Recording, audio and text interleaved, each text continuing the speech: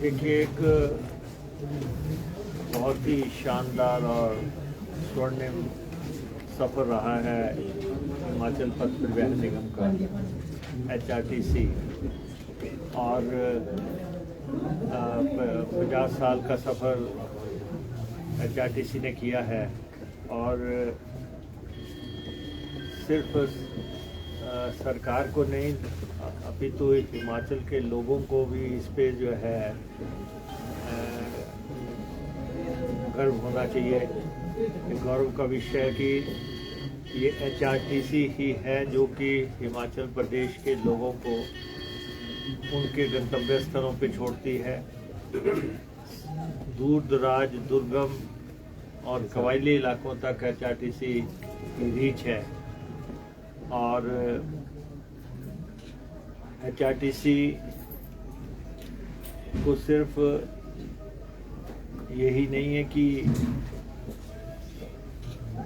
वो हिमाचल वासियों को अपने घरों तक पहुंचाती है, लेकिन एक सुरक्षित सफ़र, एक अपनत्व का सफ़र जो है इस बस में बैठ के लोगों को होता है। तो इसलिए 50वां साल हमारे लिए बड़ा महत्वपूर्ण है। पहले हम 2 तारीख को इसका आयोजन कर रहे थे, इसके 50वें सालगिरह का, लेकिन अब हम 12 तारीख को इसमें थोड़ा सा आंशिक फेरबदल किया गया है। और हमारे पास 3000 से अधिक बसों का फ्लीट है।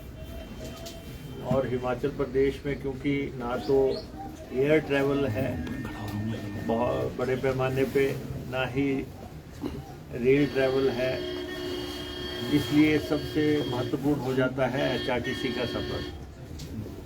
और HRTC को सिर्फ आप व्यापारिक दृष्टिकोण के नज़रिए से नहीं देख सकते। HRTC को सामाजिक सरोकार के नज़रिए से देखना पड़ता है। और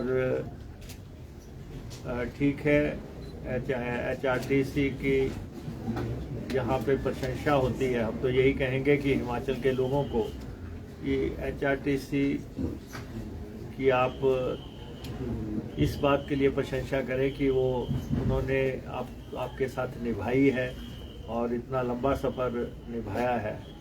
लेकिन फिर भी चंद आलोचक हैं जो अपनी बात कर देते हैं। कभी कोई बस खराब हो जाती है, उस पर अपनी टिप्पणियां लिख देते हैं। लेकिन जब इतना बड़ा फ्लीट हम चलाते हैं और उसके संचालन में कई तरह की दिक्कतें हैं, हम प्रतिस्पर्धा के दौर से भी गुजरते हैं। और रात्रि का राजा तो HRTC ही है। अगर आप यहाँ से कहीं भी जाएं, यहाँ से दिल्ली जाएं, किधर जाएं, आप देखें सारी रात हमारी बसें भागती हैं। लेकिन इसके बावजूद हमारी अपनी दिक्कतें हैं। और लेकिन हम कोशिश करते हैं कि हमारे जो कर्मचारी हैं, हम उनको समय पे तनख्वाह दें, समय पे पेंशन दें। और पिछले 7-8 महीने में 8 महीने हो चुके होंगे, लगातार हमने कोशिश की है कि ना तो पेंशन टूटने पाए, ना सैलरी टूटने पाए। और कर्मचारियों को हम एक परिवार की तरह डील कर रहे हैं। और सारे कर्मचारी भी इस बात से वाकिफ़ हैं कि किस ढंग से हम इसको मैनेज कर रहे हैं, ऑर्गेनाइज़ कर रहे हैं। हम अपने बस अड्डों को कैसे ऑर्गेनाइज़ कर रहे हैं। आपने देखा होगा पिछले कुछ दिनों से लगातार हिमाचल प्रदेश के सब बस अड्डों को सजाया गया है, संवारा गया है और लाइटें उन पे लगी हुई हैं। ये एक पहचान है ऑर्गेनाइजेशन की। तो ये काम हम कर रहे हैं। ठीक है, हम क्योंकि हम घाटे के रूट चलाते हैं, घाटे का रूट और तो कोई चलाएगा नहीं। प्रदेश की जनता को गाँव तक पहुंचाने के लिए वो तो हम ही चलाएंगे। तो इस बात की भी लोगों को कंसिडरेशन में लेना चाहिए। आपकी सूचना के लिए हम जो रियायती सफ़र देते हैं, रोज़ का 50 लाख रुपए का जो है हमारी सब्सिडी है, अनुदान है। 50 लाख रुपया रोज़ का खर्चा है जो हम 27 कैटेगरीज को किसी को फ्री सफ़र है, किसी को रियायती सफ़र है, तो उस पर 50 लाख के आसपास खर्चा होता है।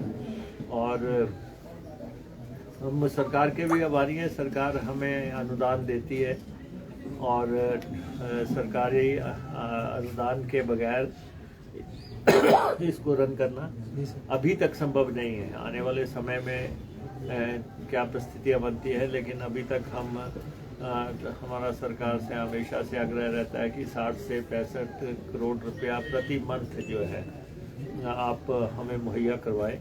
उसके कुछ कारण भी हैं, तो सरकार के अपने तर्क रहते हैं, लेकिन एज एन ऑर्गेनाइजेशन, क्योंकि हम सब रियायती सफ़र हम करवाते हैं और तो इसलिए भी हमें मदद लेनी पड़ती है। फिर सरकार जो समय समय पे घोषणा करती है, जैसे ओल्ड पेंशन स्कीम है, हमने HRTC में सबसे पहले लागू की है। और सरकार अगर जो अनाउंसमेंट्स करती है कि पे स्केल की या दूसरी, उनकी हम इम्प्लीमेंटेशन करते हैं। फिर उसके अलावा जो है महंगाई की मार जो है लगातार पड़ती है, कभी डीजल महंगा हो गया, कभी पेट्रोल महंगा हो गया, ये घाटे के रूट, और घाटे के रूट सबसे ज़्यादा जो है हमें उठाने पड़ते हैं। 94% घाटे के रूट हम चलाते हैं, लेकिन HRTC के हमारे ऑफिसर्स, हमारे कर्मचारी, हमारे कार्यशाला के लोग, ड्राइवर्स, कंडक्टर्स, मैकेनिक्स, सब लोग एक ज़ील से जो है सेवा में लगे हुए हैं। और आज भी आपने यहाँ पे देखा होगा कि हम कहाँ से चले थे सफ़र और कहाँ पहुँचे हैं। हमारी पहली बस कौन सी आई थी और आज कौन सी बसें आई। हज़ारों बसें HRTC ने खरीदी, और अभी भी हम इलेक्ट्रिक बसों के दौर में भी जा रहे हैं। हम डीजल की बसें भी हम खरीद रहे हैं और टेम्पो ट्रैवलर भी हम खरीद रहे हैं, और छोटी टैक्सीज भी का संचालन भी हम लोगों के हिसाब से कर रहे हैं। और ये कई तो छोटी गाड़ियां हैं, इनसे हमें करोड़ों का घाटा होता है, लेकिन सिर्फ जनता के हित में हम, क्योंकि जनता को सुविधा मिले, ये एक कल्याणकारी राज्य है, तो इसलिए हम उसको चलाते हैं। तो आज आपने देखा वॉल ऑफ ऑनर, HRTC ने बहुत इनाम जीते हैं, देश दुनिया के इनाम जीते हैं। HRTC की ड्राइवर्स परफेक्ट ड्राइवर्स हैं। HRTC के ड्राइवर जो है जोखिमपूर्ण हालात में भी गाड़ियां लेके जाते रहे हैं। अभी पीछे आपने कोरोना काल के दौरान देखा, जब कोई बसों में किसी को बिठा के राजी नहीं था, तो HRTC ने सर्विसेज दी। अभी डिज़ास्टर आया, डिज़ास्टर के दौरान जो है जहाँ भी बस भेजनी पड़ी, हमने बसें भेजी, और सबसे पहले हमने रूट खोलने की कोशिश की है। हमने अब हमारी कोशिश है कि हम दिल्ली में भी HRTC के जो हमारे ड्राइवर्स, कंडक्टर्स हैं, उनको अच्छा रहने के लिए हमारा एग्रीमेंट हुआ है, वहाँ पे हम उनके रहने ठहरने का बंदोबस्त कर रहे हैं। और आज जो वॉल ऑफ ऑनर लगी है, आपने उसको देखा कि जब से ये शुरू हुआ सफ़र 50 साल में 1974 से लेके 74 से लेके आज दिन तक क्या क्या फैसले, बड़े फैसले हुए, वो उस पे अंकित है। क्या क्या अवार्ड्स हमें मिले, वो हमने उसको सामने रखा है, और हम कलमबद्ध भी कर रहे हैं उसको। और वो तो 12 तारीख को सारी बातें आपके सामने आएंगी। और उसके अलावा मॉडल्स को भी डिस्प्ले कर रहे हैं। प्रदेश में भी कुछ जगह पे हम HRTC की बसेस को जो है शोकेस कर रहे हैं कि जहाँ पे आप देखें कि कौन सी बस हमारी कब थी, क्या थी, कहीं ना कहीं आपको नज़र आएगी एक बस से। जैसे हम मिलिट्री के टैंक्स लगाते हैं या दूसरे चीज़ें लगाते हैं, तो ये गौरवपूर्ण इतिहास भी आपके सामने होगा। आप सामने भी सड़क देखिए जहाँ जहाँ पे बस चल रही है, कैसा कैसा रास्ता है। ये सब सफ़र को 50 साल के साथ अब हम जोड़ रहे हैं। 12 तारीख को हम कार्यक्रम करेंगे, उसमें सारी चीज़ें सामने आएंगी और हमारा आपसे आग्रह रहेगा कि आप HRTC को उसी स्पिरिट में छापें जिस स्पिरिट में ये डिज़र्व करती है। कुछ जो लोग आलोचक है उससे बाहर निकल के जो आप भी समझते हैं कि HRTC की सेवा जो है वो किस पैमाने की है, उस लिहाज से आप हमारा योगदान दें। हम सकारात्मक दृष्टि से इस सफ़र को प्रदेश की जनता के सामने रखना चाहते हैं। सर, पिछले कुछ समय में HRTC के रेवेन्यू में भी काफ़ी सुधार आया है। अगस्त महीने में तो 37% ज़्यादा रेवेन्यू आया है। क्या कुछ कदम और भी उठाए जा रहे हैं ताकि थोड़ा बूस्टअप किया जाए बोर्ड को, निगम को? नहीं, देखिए ऐसा है कि हमारे MD रोहन जी, हमारे सेक्रेटरी, प्रिंसिपल सेक्रेटरी, ये लोगों ने मिल के HRTC को एक वाइब्रेंट ऑर्गेनाइजेशन और इनोवेटिव आइडियाज़ के साथ प्रेजेंट करने की कोशिश की है। हम आज कैशलेस सुविधा की तरफ पहुंचे हैं। वो आपने देखा कि किस ढंग से हम मंदिरों के साथ बसेस को जोड़ने की कोशिश कर रहे हैं, हम हवाई अड्डों के साथ जोड़ने की कोशिश कर रहे हैं, हम रेल लाइनों के साथ जोड़ने की कोशिश कर रहे हैं और हम पर किलोमीटर औसत बढ़ाने की कोशिश कर रहे हैं। तो लेकिन फिर भी मैं ये कहूँगा कि HRTC को नफ़े नुकसान से, दूसरी ऑर्गेनाइजेशन में अगर घाटा होता था डिफरेंट बात है, लेकिन HRTC को हम सिर्फ घाटे के नज़रिए से नहीं देख सकते, क्योंकि 70 लाख लोगों की ये एक लाइफलाइन है जो कि लोगों को लेकर रोज 3-4 लाख लोग जो है इसमें ट्रैवल कर रहे हैं और हम जो है दुर्गम इलाकों में जा रहे हैं। तो इसलिए सिर्फ इसको इसी बात से जोड़ना जो लोग कहते हैं कि HRTC घाटे में है, तो उनको ये भी तो देखें कि हम सबको जो है घर तक पहुंचाने के लिए वचनबद्धता से काम कर रहे हैं और ये मालूम होते हुए भी कि घाटा हो रहा है, फिर भी हम उनको मझधार में नहीं छोड़ रहे हैं। तो इसलिए हम कदम उठा रहे हैं, सुधारवादी कदम उठा रहे हैं। कैसे हम अपनी वर्कशॉप्स को सुधारें, कैसे हम खरीद की प्रणाली को जो है सही करें, किस ढंग से हम एवरेज औसत जो है वो करें।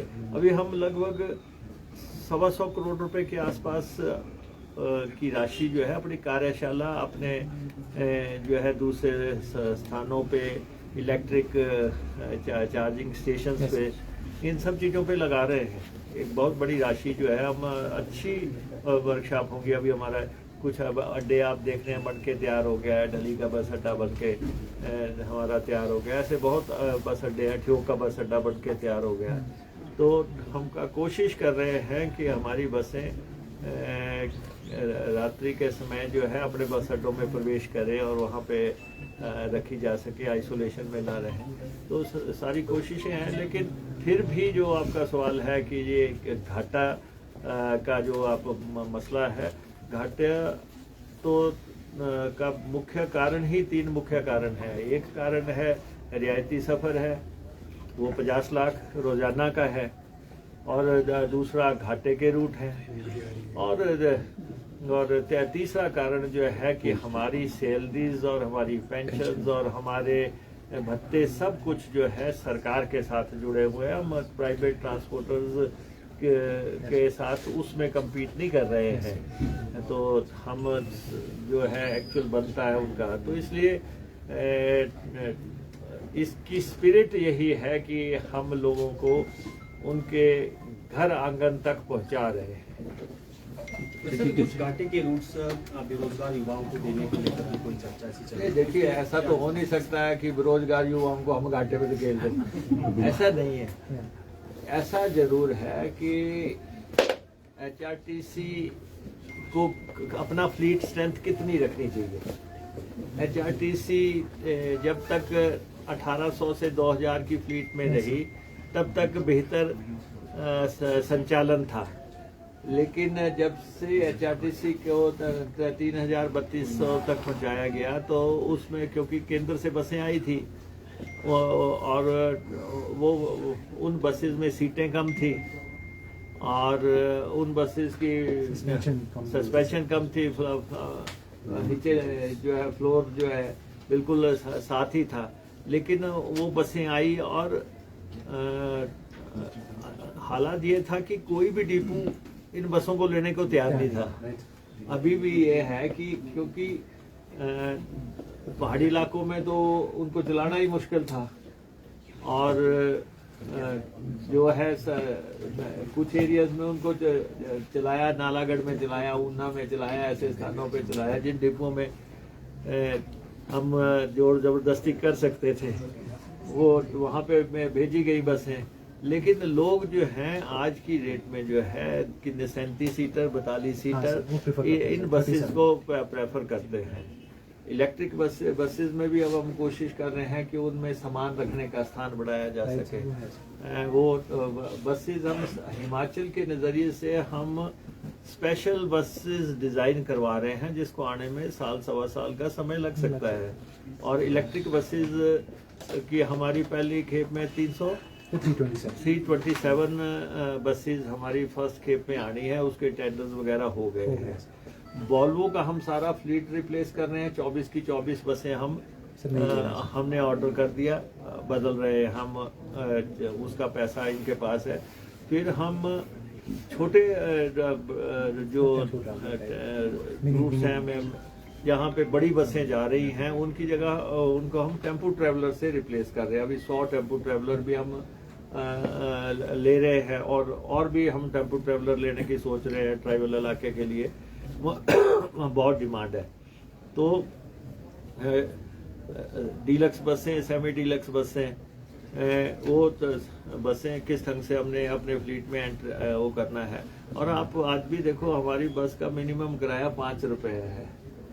5 रुपया तो कोई भी नहीं लेता होगा, लेकिन 5 रुपये पे बस चल रही है।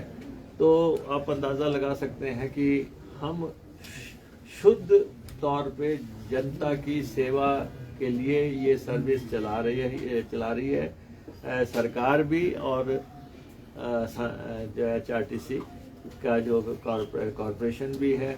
और बहुत अच्छा सफ़र तय किया है, बड़ा कर्मचारियों ने, अधिकारियों ने और हमारे लोगों ने बहुत अच्छा जो काम किया। मैं उनको अग्रिम बधाई देना चाहता हूँ 50 साल पूरे होने।